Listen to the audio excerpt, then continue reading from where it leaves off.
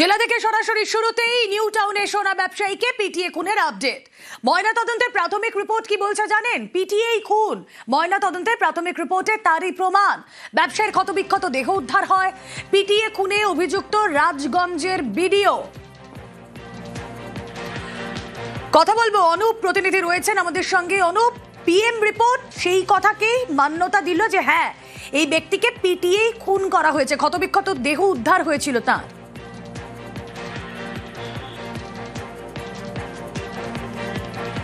একেবারে পোস্টমর্টম যে রিপোর্ট, সেখানে কিন্তু একেবারে ব্যবসায়ী, স্বর্ণ ব্যবসায়ী স্বপন কামিল্লা, তাকে কিন্তু খুনের যে অভিযোগ সে আগেই পরিবার এনেছিল, এবং এমনটাই কিন্তু পোস্টমর্টমের যে প্রাথমিক রিপোর্ট সেখানে কিন্তু একেবারে পিটিয়ে খুন, এমনটাই কিন্তু প্রাথমিক রিপোর্ট সেখানে উল্লেখ করা রয়েছে। গত বৃহস্পতিবার নিউ টাউন যাত্রাগাড়ি সংলগ্ন যে খালপাড় এলাকা, সেখান থেকে যে দেহ উদ্ধার হয়, পরবর্তী ক্ষেত্রে আরজিকর হাসপাতালে পাঠানো হয় পুলিশের পক্ষ থেকে। পুলিশের প্রাথমিক অনুমান খুনের ছিল, এমন খুন করা ফেলে গিয়েছে বলে এমনটা নিউ টাউন থানাও মনে করেছিল। কিন্তু একেবারে পোস্টমর্টম, অর্থাৎ আরজিকর হাসপাতালে যখন পোস্টমর্টম হলো, ময়নাতদন্ত হলো, এবং সেখানে কিন্তু প্রাথমিক রিপোর্ট যে ব্যবসায়ী, স্বর্ণ ব্যবসায়ী, তাকে কিন্তু পিটিয়ে খুন করা হয়েছে। এই যে গোটা ঘটনা, সেই ঘটনায় কিন্তু পুলিশের পক্ষ থেকে ইতিমধ্যেই প্রথমেই একেবারে শনাক্তকরণের কাজ করা হয়েছিল, কোন কোন থানা এলাকায় কোনো ব্যক্তি মিসিং ছিল কিনা। পরবর্তী ক্ষেত্রে পুলিশ জানতে পারে যে একেবারে পশ্চিম মেদিনীপুরের দাঁতন এলাকায় কিন্তু এই ব্যবসায়ী, যা আদতে দত্তাবাদের বাসিন্দা বর্তমানে, এবং সেখানে পেশাগত কারণে ব্যবসায়ী, এবং তার যে তিনিই কিন্তু একেবারে এই দেহ, এমনটা পরিবারও শনাক্ত করে। এরপরেই কিন্তু ময়নাতদন্ত আরজিকর হাসপাতালে, এবং সেখানে কিন্তু একেবারে প্রাথমিক যে রিপোর্ট সেখানে কিন্তু উল্লেখ করা রয়েছে যে পোস্টমর্টম রিপোর্টে উল্লেখ যে পিটিয়ে খুনের এই তথ্য একেবারে সামনে আসছে। রুমেলা, বেশ, ব্যবসায়ীকে খুনে অভিযুক্ত বিডিও, সোনা ব্যবসায়ীর খোঁজে দাঁতনেও যান বিডিও। পশ্চিম মেদিনীপুরের দাঁতনেই সোনা ব্যবসায়ীর বাড়ি। পরিবারের দেওয়া ভিডিওয়ে শাসানি ফুটেজ। আসছে তো আমি নিজেই তো ম্যাজিস্ট্রেট আছি, আসামিকে আগে ধরবো, তারপরে কেন করতে যাবো ভাই? আমি তো ওয়েস্ট বেঙ্গলের এক্সিকিউটিভ ম্যাজিস্ট্রেট আছি, কেন করতে যাবো? আমি আসামি ধরবো,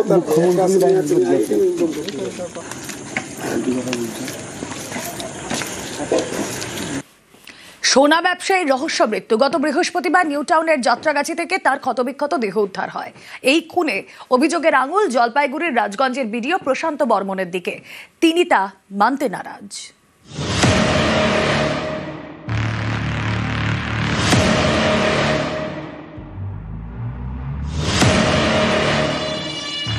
বৃহস্পতিবার নিউ টাউনের যাত্রাগাছিতে ক্ষতবিক্ষত দেহ উদ্ধার।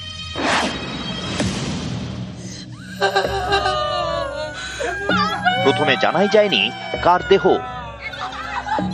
তদন্তে নেমে পুলিশ পরিচয় জানতে পারার পরেই জোরালো হয় রহস্য, যা সিনেমাকেও হার মানাবে।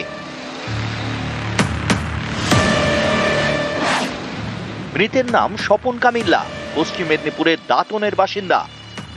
সল্টলেকের দত্তাবাদে সোনার দোকান। দেহ উদ্ধার নিউ টাউনের যাত্রাগাছি থেকে।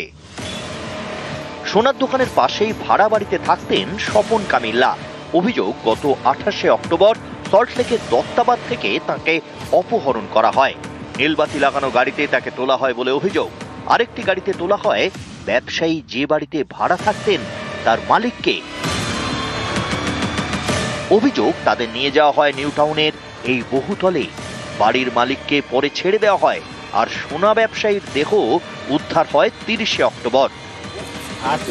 অভিযোগ, জলপাইগুড়ির রাজগঞ্জের বিডিওই ব্যবসায়ী ও বাড়িওয়ালাকে তুলে নিয়ে যান। এর একদিন পরেই ব্যবসায়ীর দেহ উদ্ধার। ওনাকে তুলে নিল, ওনার ঘরে কে নিয়ে গেল? এটা বিডিও অফিসার, সঙ্গে আরো 4-5 জন ছিল। আমাকে একটা গাড়িতে তুললো, তুলে নিয়ে গিয়ে আমাকে ছেড়ে দিয়েছে বাইরে থেকে, নিউ টাউন। তারপরে ওনার লাশটা পাওয়া গেছে শুনলাম। জলপাইগুড়ির রাজগঞ্জের বিডিও, তাঁর বিরুদ্ধে কেন সল্টলেকে এসে সোনার ব্যবসায়ীকে তুলে নিয়ে যাওয়ার অভিযোগ? এর পরতে পরতে রহস্য। অভিযোগ, বিডিওর বাড়ি থেকে নাকি সোনা চুরি হয়।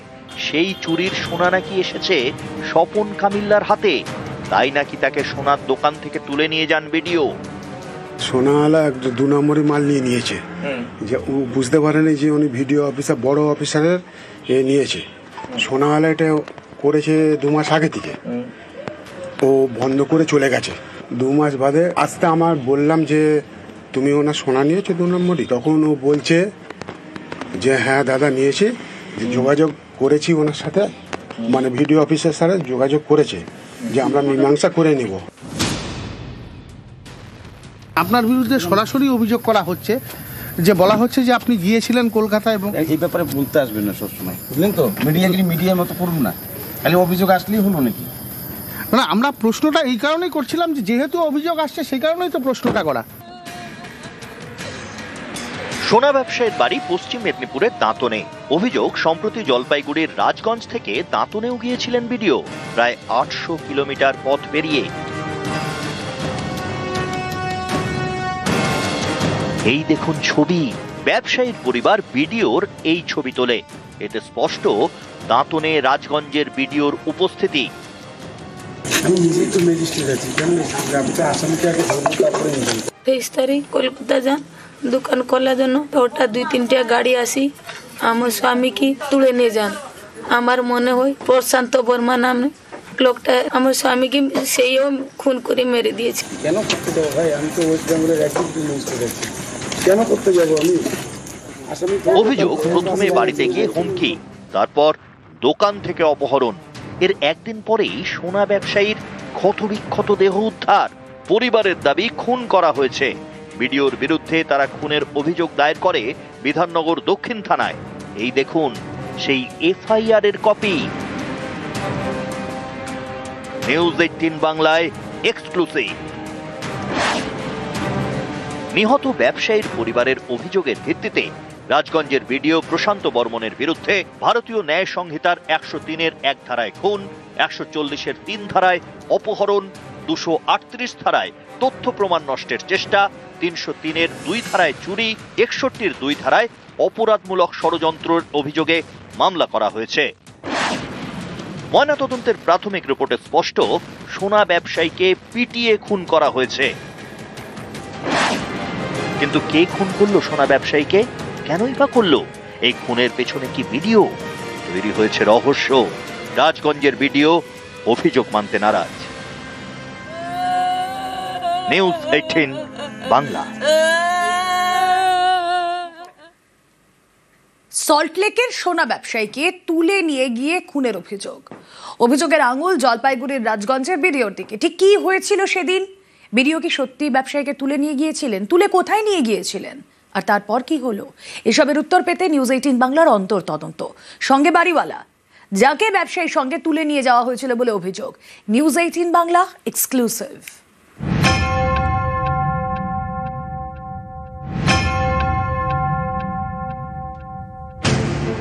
পশ্চিম মেদিনীপুরের দাঁতনে বাড়ি, সল্টলেকের দত্তাবাদে সোনার দোকান।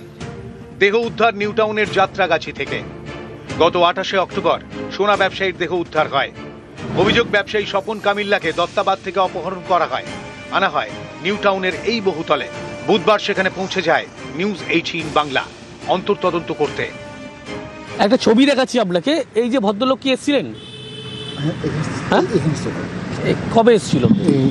কদিন আগে এখানে ছিল। এখানে আমি দোকান ঠাই বিয়ে নাকি বলছিল, চুরি করছিল, কি টাকা মারছিল। এখানে বুঝছিলি আর লোক ভিতরে ছিল, আর গেট বন্ধ করে তারপর অজ্ঞান হয়েছিল মারা খায়, মানে অজ্ঞান হয়ে গেছিল। 28শে অক্টোবর অভিযোগ, ওই দিন দত্তাবাদ থেকে সোনা ব্যবসায়ী স্বপন কামিল্লাকে অপহরণ করা হয়। তিনি যে বাড়িতে ভাড়া থাকতেন সেই বাড়ির মালিককে অন্য একটি গাড়িতে তোলা হয়।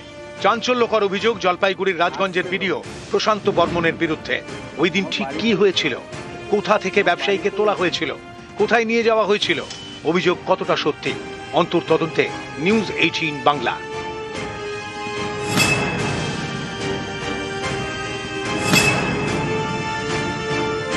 যাকে অপহরণ করা হয়েছিল তার সঙ্গে এই যে বাড়িওয়ালা, তাকে অপহরণ করে নিয়ে আসা হয়েছিল। আপনাকে কোন রাস্তা দিয়ে মূলত নিয়ে আসা হয়েছিল? আমাকে ওই ব্রিজ, নাগাসাটি ব্রিজ পার হয়ে এই রাস্তা দিয়েই নিয়ে এসেছে। যখন এসেছি ওদের গাড়ি ভেতরে ঢুকে গেছে, কালো গাড়িটা এখানে রেখেছিল, ওরা সব ঢুকে গেছে নিয়ে। আমাকে নিয়ে এসে নামিয়েছে, আমি সবে নেমেছি, তখন হঠাৎ উনি বললো যে বেরিয়ে এসে ঘর থেকে ওনাকে দিয়ে আসো, ড্রাইভার বলছে। ড্রাইভার আমি বলছিল অসুবিধে নেই। এই যে ফ্ল্যাট একবার দেখানোর চেষ্টা করবো। ভিডিওর এখানেই কিন্তু নিয়ে আসা হয়েছিল এবং যারা প্রত্যক্ষদর্শী তারাও কিন্তু জানাচ্ছে মারধরের মতো ঘটনা ঘটেছিল। সব মিলিয়ে বলা যায় এখনো পর্যন্ত পুলিশের পক্ষ থেকে গোটা বিষয় তারা খতিয়ে দেখছে। বিধাননগর দক্ষিণ থানায় ইতিমধ্যে লিখিত অভিযোগ দায়ের করা হয়েছে।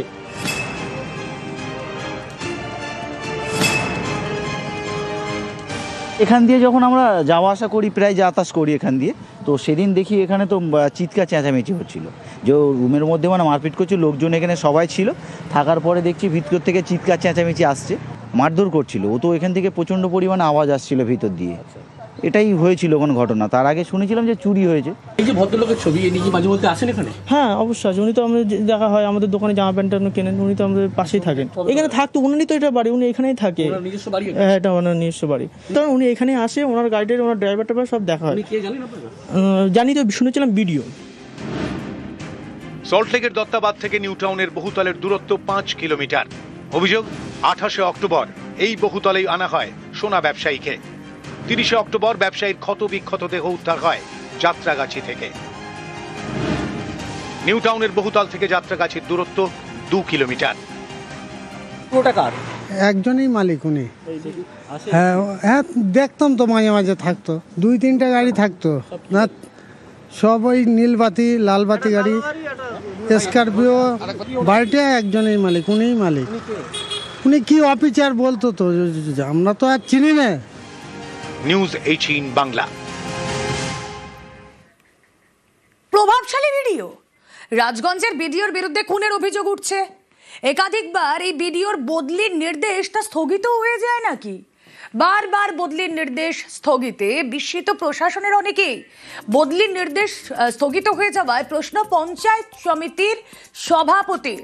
কথা বলবো, শান্তনু প্রতিনিধি রয়েছেন আমাদের সঙ্গে। শান্তনু, এই বিডিও কে এমন যার বদলির নির্দেশ বারবার স্থগিত হয়ে গিয়েছে? তিনি প্রভাবশালী, হ্যাঁ এটুকু তো বোঝা যাচ্ছে।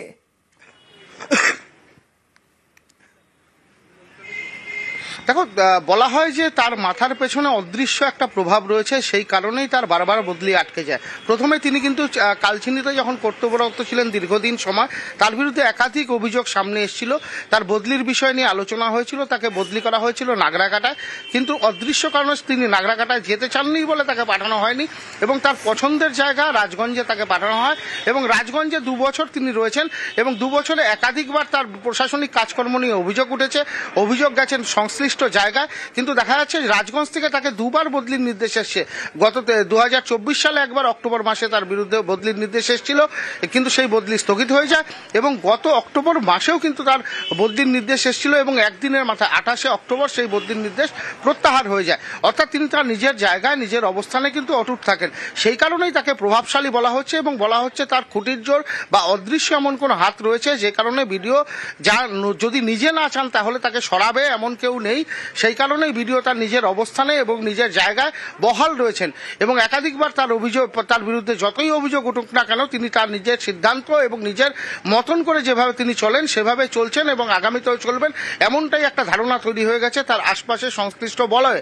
এবং তারা মনে করছেন যে এমন কিছু এই যে পঞ্চায়েত সমিতির সভাপতির কথা বললাম, তিনি কি বলছেন ঠিক এই ভিডিওর বিরুদ্ধে শুনুন। এটা হচ্ছে প্রশাসনিক লেভেলে দেখবে, সেটা তদন্ত হবে, নিশ্চয়ই তার একটা বিচার হবে। উনার তো প্রায় 2 বার তো এমনিতেই অফিসিয়ালি ট্রান্সফার হয়েছিল, কিন্তু জানি না সেটা আমাদের জেলা প্রশাসন বলতে পারবে কেন বারবার উনি আটকে যাচ্ছেন।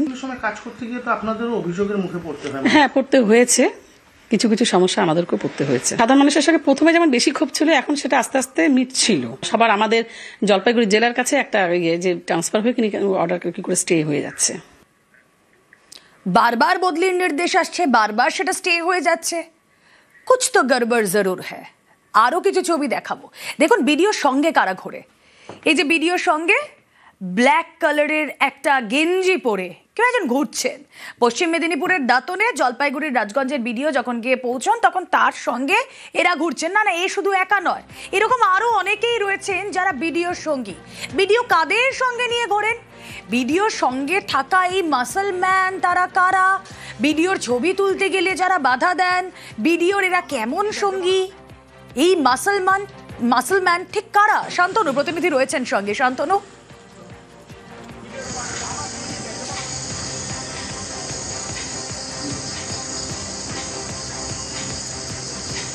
পরবর্তীতে এই বিষয়টি নিয়ে যখন আলোচনা হয়, সমালোচনা হয়, তারপর কিন্তু তিনি নিরাপত্তারক্ষী সরিয়ে দেন। কিন্তু নিরাপত্তারক্ষী সরিয়ে দেওয়ার পর তিনি তার পছন্দের কিছু মানুষকে তার সঙ্গে রেখেছেন, যাদের বলা হয় ছায়া সঙ্গী। তারা ভিডিওকে অনুসরণ করেন এবং ভিডিওর নির্দেশ পালন করেন, এবং এদেরকে নিয়ে কিন্তু একাধিকজন একাধিক মত প্রকাশ করছেন। বলা হচ্ছে এরা এমনটাই মাসলম্যান যে ভিডিওর যদি নির্দেশ দেন তাহলে কাউকে তার কাছে বা ধারে কাছে ঘেঁষতে দিবে না, এবং ভিডিও যা নির্দেশ দেবে তেমনটাই পালন করবে। এই নিয়েও কিন্তু বিভিন্ন মহলে কিন্তু এটা নিয়ে আলোচনা রয়েছে। আমরাও যেটা দেখেছি যে গতকাল তার অফিসে ঢুকতে গেলে পরে একাধিক বাধার মুখে পড়তে হয়েছে, এবং পরবর্তীতে তিনি যখন জলপাইগুড়ি জেলাশাসকের অফিসে এলেন এবং সেখান থেকে বেরিয়ে গেলেন কিছুক্ষণের মধ্যে, তখনও তার সাথে কথা বলতে গেলে পরে একাধিক বাধার মুখে পড়তে হচ্ছে। এই সব মানুষগুলোই কিন্তু তার সঙ্গে থাকেন, এবং এদেরকে বলা হয় ছায়া সঙ্গী, মাসল ম্যান। এরা কিন্তু অফিসিয়ালি তার কেউ নন, সরকারিভাবে কেউ নন, এরা ভিডিওর নিজস্ব লোক। এই ভিডিওর নিজস্ব লোকরাই কিন্তু ভিডিওকে ঘিরে রাখেন, এবং ভিডিওর প্রতিটা কাজকর্ম বা ভিডিও কি করবেন না করবেন, ভিডিও কি নির্দেশ দিবেন, সবটাই পালন করেন বলে আমরা জানতে পারছি। এবং বিভিন্ন মহলে এ নিয়ে কিন্তু দীর্ঘদিনের ধরেই আলোচনা হচ্ছে। যখন ধরা যায় তুমি যখন কালচিনিতে ছিলেন, তার সঙ্গে সশস্ত্র রক্ষী নিয়ে ঘুরে বেড়াতেন, বিভিন্ন সময় হম্বিতম্বি করতেন বলে অভিযোগ। সেই সময় কিন্তু এই সব প্রশ্ন উঠেছিল। তারপর সশস্ত্র রক্ষী তিনি সরিয়ে দিলেন, এবং সরিয়ে দেওয়ার পর যখন তিনি যাদের রাখলেন তাদের নিয়ে এখন প্রশ্ন উঠছে। বলা হচ্ছে তারাই হচ্ছে ভিডিওকে পরিচালনা করে, এবং ভিডিও তাদেরকে পরিচালনা করে, অর্থাৎ ভিডিও যা চাইবে তাই হবে। এবং ভিডিও যদি অঙ্গুলি হেলন করে বলা হয় একে ধরো একে মারো, তাহলে সেটাই হবে। এমনটাই জন্যই কিন্তু ভিডিওকে সহজেই কেউ প্রশ্ন করতে চান না বা ভিডিওর সামনে মারাতে চান না। এই নিয়েও কিন্তু বিভিন্ন মহলে, রাজনৈতিক মহলে, প্রশাসনিক স্তরে কর্মচারীদের মধ্যে নিয়ে গোড়া এমনি এমনি নয়, এর পেছনে অন্য কোনো কারণও রয়েছে, আর এই নিয়ে দরজা শুরু।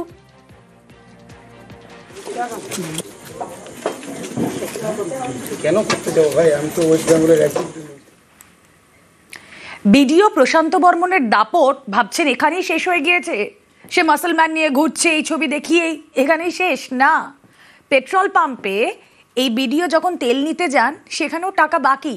হ্যাঁ, অবাক করা, কিন্তু এটাই ঘটছে দিনের পর দিন। একাধিক পেট্রোল পাম্পে টাকাই দেন না প্রশান্ত বর্মন। 2020 থেকে 2023 পর্যন্ত কালচিনি ব্লকের বিডিও প্রশান্ত বর্মন সরকারি প্রকল্পের টাকা নিয়েও নানা দুর্নীতির অভিযোগ। দুস্থদের অন্ত্যেষ্টি সমব্যথী প্রকল্প, সেখান থেকেও 2000 টাকা। গরিবের হকের টাকা নিয়ে দুর্নীতির অভিযোগ। কথা বলবো, প্রতিনিধি রাজকুমার রয়েছেন সঙ্গে। রাজকুমার, পেট্রোল পাম্পে তেল নিতে যাচ্ছেন, টাকা দিচ্ছেন না, এমন তো নয় যে তার কাছে টাকা নিয়ে, এটা তার স্বভাব, পুরোটা ক্লিয়ার হচ্ছে। কিন্তু স্বভাব এমন জায়গায় পৌঁছেছে যে দুস্থদের অন্ত্যেষ্টি করার জন্য রাজ্য সরকারের প্রকল্পের যে টাকা, সেখান থেকেও কাটমানি।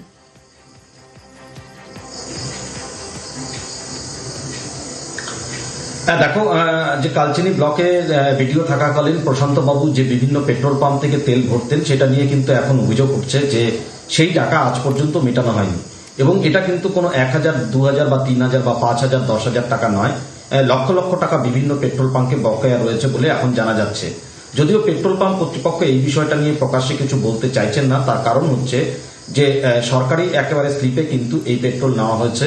এবং ভিডিও দপ্তর সূত্রেও এমনটা বলা হচ্ছে যে একজন ভিডিও যদি তেল নিয়ে থাকেন, তাই সেটা বকেয়া থাকলে পরবর্তীতে যিনি ভিডিও আসেন এক ভিডিও ট্রান্সফারের পর সেটা অফিসিয়ালি সেটা দপ্তর থেকেই মিটিয়ে দেওয়া হয়।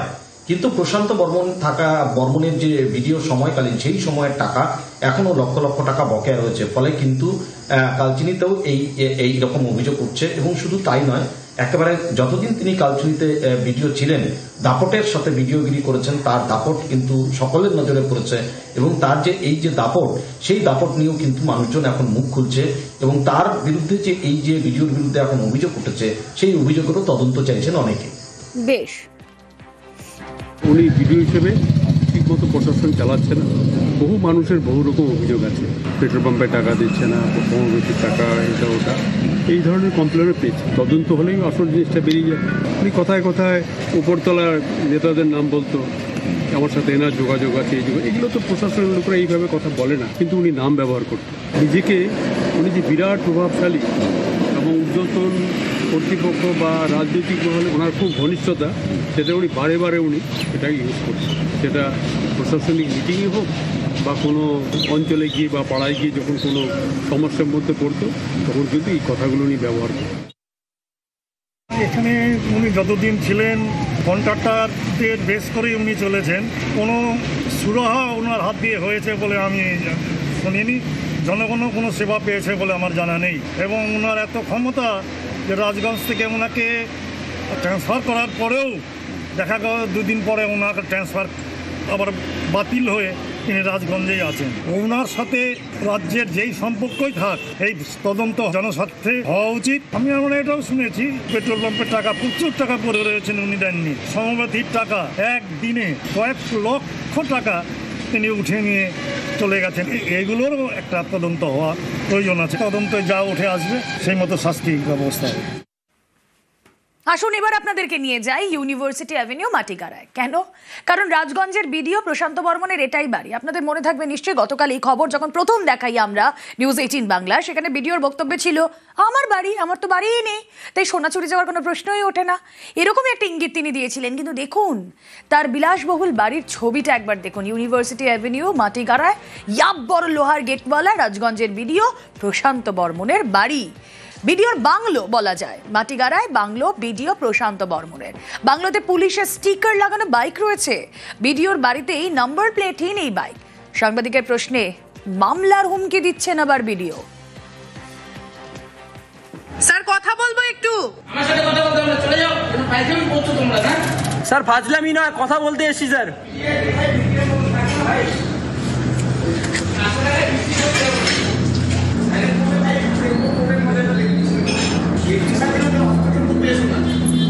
স্যার কথা বলবো শুধু আপনার সঙ্গে। ভাবছেন যে এই মাটিগাড়াই শুধু না, আলিপুরদুয়ারের বীরপাড়ার ছবি এবার দেখাবো। সেখানেও বিডিওর বাড়ি। বীরপাড়ায় প্রশান্ত বর্মনের 3 তলা বাড়ির হদিশ। বাড়ি বিডিওর, এমনটাই স্বীকার পঞ্চায়েত সদস্যের। এখানে উনি জায়গা কিনে বাড়ি করলো আর কি, তাও তো মোটামুটি ধরেন 7-8 বছর হয়ে গেল। পরে ওনার সামনে একটা ফাঁকা প্লট ছিল, ওটা উনি কিনে নিয়েছেন আর ওনার বাড়ির অপোজিটে। এখন বাড়ি কি ফাঁকা অবস্থাতেই রয়েছে? বাড়ি ফাঁকা অবস্থায় আমরা যেটুকু জানি ওনার কোনো কেয়ারটেকার থাকেন এখানটায়। বিডিও সাহেব কেমন লোক চেনেন, কি বলবেন? আমি তো ওনার সম্বন্ধে কোনো কিছু সেরকম খারাপ দেখিনি এখানটা, তাই তো কিছু বলতেও পারবো না আর কি, যা দেখি নিউজেই আর কি। সোনা ব্যবসায়ীর খুনে প্রশ্নে পুলিশ। গত বৃহস্পতিবার উদ্ধার ব্যবসায়ীর দেহ। শুক্রবার বিধাননগর দক্ষিণ থানায় অভিযোগ। রাজগঞ্জের বিডিওর বিরুদ্ধে খুনের অভিযোগ। প্রশান্ত বর্মনের বিরুদ্ধে অভিযোগ পরিবারের। 5 দিন পরেও বিডিওর বিরুদ্ধে ব্যবস্থা নয়। কেন নয়? কথা বলবো। অনুপ চক্রবর্তী প্রতিনিধি রয়েছেন সঙ্গে। অনুপ,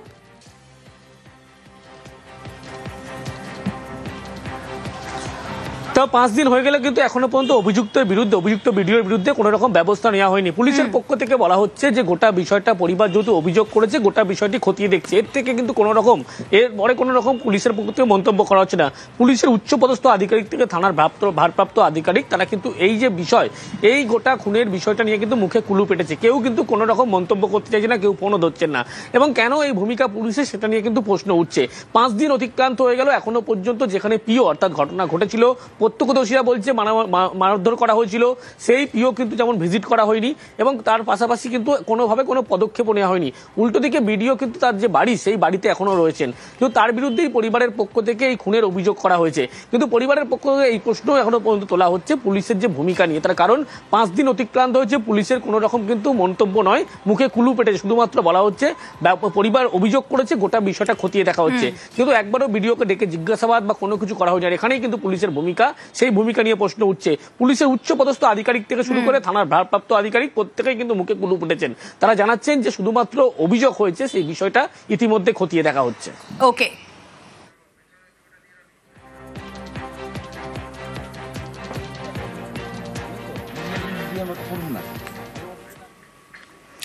এবার রিয়া রাখির বন্ধনের ছবি। 2 মেয়ের বিয়ে, সমাজের বাঁধন ছিঁড়ে নতুন পথে হাঁটা। সুন্দরবনে প্রত্যন্ত গ্রামে 7 পাকে রিয়া রাখি, দুজনেই পেশায় নৃত্যশিল্পী। 2 বছর আগে পরিচয়, তারপর প্রেম সম্পর্ক মানেনি রাখির পরিবার। পাশে দাঁড়ায় রিয়ার পরিবার। স্থানীয় মন্দিরে বিয়ের আয়োজন।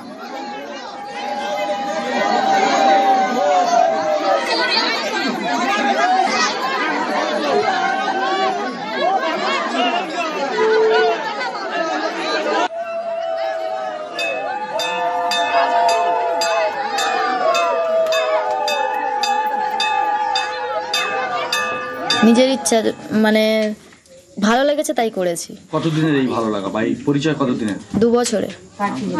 কিভাবে পরিচয়? ফোনে কথা বলে সিদ্ধান্ত নিয়েছি ওর সঙ্গেই সারা জীবন থাকবো, আর আছে। ভালোবাসাটা বড় কথা, মহিলা হোক আর ছেলে হোক সেটা দুটোই আলাদা।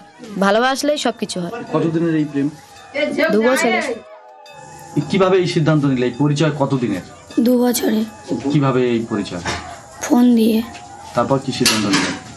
একসাথে বিয়ে করে সারা জীবন থাকার জন্য। কিন্তু দুজনেই তো মহিলা। মহিলাটা কি হয়েছে, থাকা যায় না সারা জীবন? আমার বাড়িতে মেনে নিচ্ছে না। 7 মাস মেনে ছিল, এখন মানছে না। ওর মা বাবা মেনে বলছে থাকতে দেবো না ওর সাথে। ওর বাড়িতে সবাই মেনে নিয়েছে আমাকে। গিয়েছি ওখানে থেকেছি, আমাদের বাড়ি ছিলাম। বাবা এখন কি বলছে? বাবা ওই একই কথা, থাকতে দেবো না, ওর বাড়িতে থাকবো। একটা জালাবেড়ের মেয়ে, একটা লক্ষ্মীকান্তপুরের মেয়ে, দুজনে ভালোবাসা করে বিয়ে করেছে। এরা কোনো ছেলের সাথে বিয়ে করবে না, এদের মন্তব্য এটাই। তার জন্য আমরা গ্রামের সবাই মিলে ওনাদেরকে বিয়ে দেওয়া হয়েছে। এই মন্দিরেই বিয়ে দিলেন? হ্যাঁ, কালী মন্দিরে বিয়ে দেওয়া হয়েছে।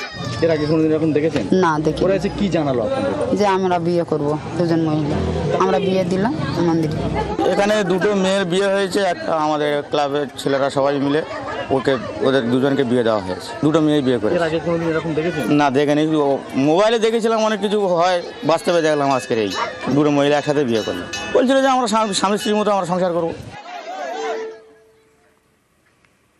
মেঘপিয়নের ব্যাগের ভেতর আর মন খারাপের দিস্তা নেই, এখন শুধুই মন ভালো করা সব ছবি। শিলিগুড়ি থেকে, জলপাইগুড়ি থেকে, দার্জিলিং থেকে তো অফকোর্স ঝকঝকে কাঞ্চনজঙ্ঘা দর্শন। দুর্যোগ কাটিয়ে পরিষ্কার উত্তরবঙ্গের আকাশ, দার্জিলিং থেকে কাঞ্চনজঙ্ঘার দেখা। ঘুমন্ত বুদ্ধের অপরূপ দৃশ্য শিলিগুড়ি থেকেও, জলপাইগুড়ি থেকেও কাঞ্চনজঙ্ঘা দর্শন। পর্যটকরা তো খুশি, খুশি স্থানীয় বাসিন্দারাও।